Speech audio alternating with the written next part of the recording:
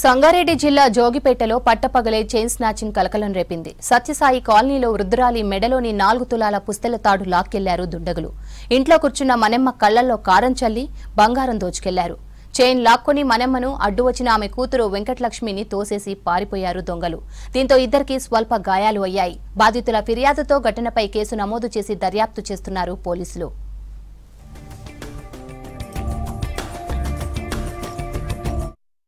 చెప్పమ్మా ఏమైంది గట్టి గోళీలు వేసుకుంటూ కూర్చున్న లోపల వచ్చిండు తీసుకొని వచ్చిండు.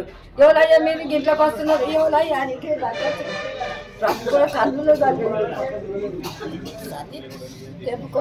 ఇంట్లోనే పట్టుకున్న పోయినా దొబ్బేసిండు. కింద దొబ్బేసి అమ్మ కారం జరిగింది తెంపుకున్నారు. ఎవడెవరా అని నేను ఎంబడి ఉరుకుతాయినా అంతా ఉరుకుతా కదా ఊరికిండు. ఎంతమంది అమ్మా? ఒక్కడే వచ్చిండు, ఇంట్లోకి అయితే ఒక్కడే వచ్చిండు. బైక్ మీద ఇద్దరు నూకేసిండు. పట్టుకున్న పోతే నేను నూకేసిండు. గీట్లు పడ్డాయి, గాజులన్నీ వలిగిపోయింది. గీటు పడ్డు. ఎన్ని తులాలు ఉంటారు? 4 తులాలు. అమ్మ పేరు మానేమ్మ. కారం పొడి తల్లిస్తారు, అంత కారం ఎదురుగానే కాళ్ళు పడ్డాక మొత్తం కాళ్ళు ఎదురుగానే ఉన్నాయి. ఇంకా గీలి మొత్తం